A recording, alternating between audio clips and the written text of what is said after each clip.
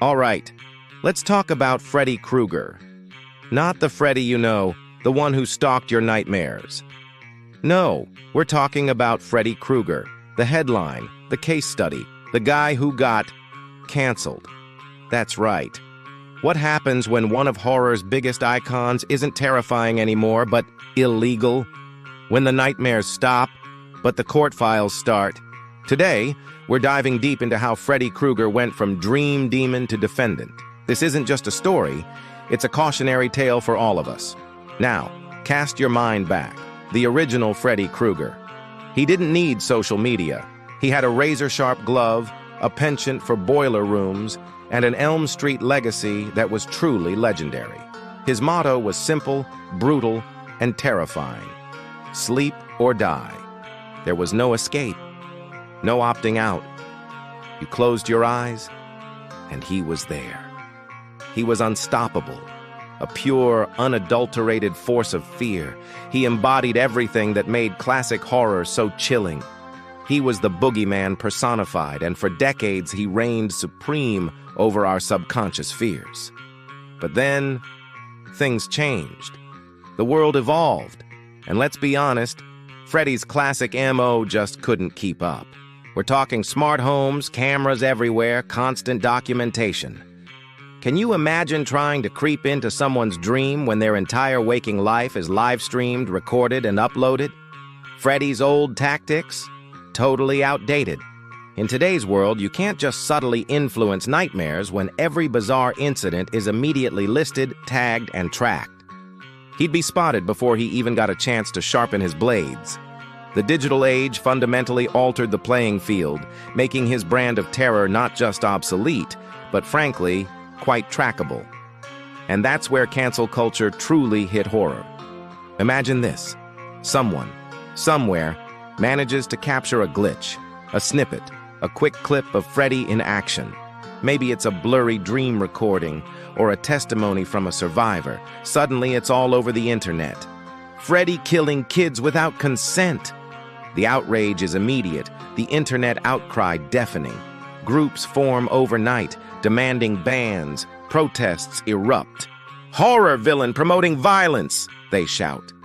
Freddy's no longer a fantasy figure. He's a headline, a trending topic, a lightning rod for controversy. His actions are dissected, judged, and condemned by a generation that demands accountability from everyone, even fictional boogeymen. And then comes the unthinkable. The arrest scenario.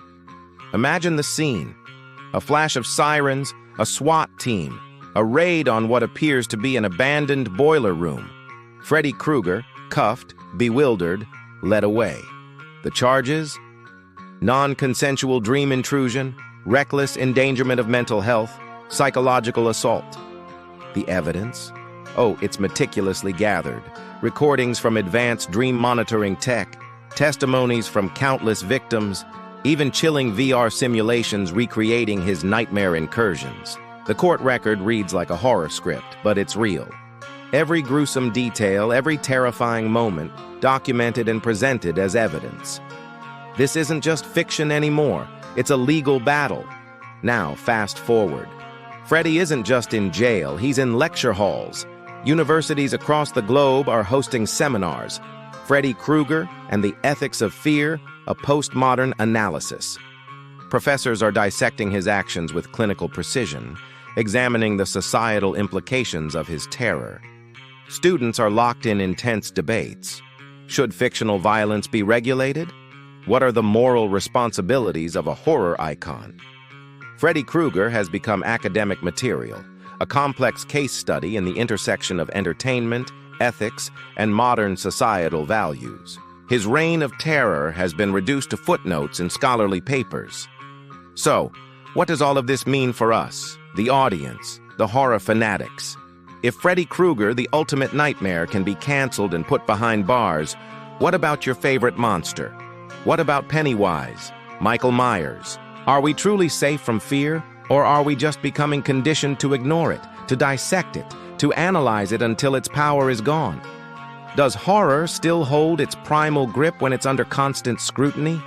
When every jump scare is pre-approved and every villain must adhere to a strict code of conduct? It forces us to reconsider the very nature of what scares us. And that brings us to the final chilling question. Is Freddy Krueger still scary? Or is he just a relic, a sad figure in handcuffs, a cautionary tale from a bygone era of fear? When terror has due process, when nightmares have disclaimers, when villains are subjected to consent forms, does any of it truly haunt you anymore? When fear is policed, does it lose its power to truly terrify? It's a world where the nightmares are gone, replaced by legal briefs and academic debates. Before you go, if you enjoyed this wild breakdown of what happens when horror gets a reality check, do me a favor. Hit that subscribe button and ring the notification bell. Because the next nightmare might not be in your dreams, it might just be living next door. You're safe. For now. Thanks for watching.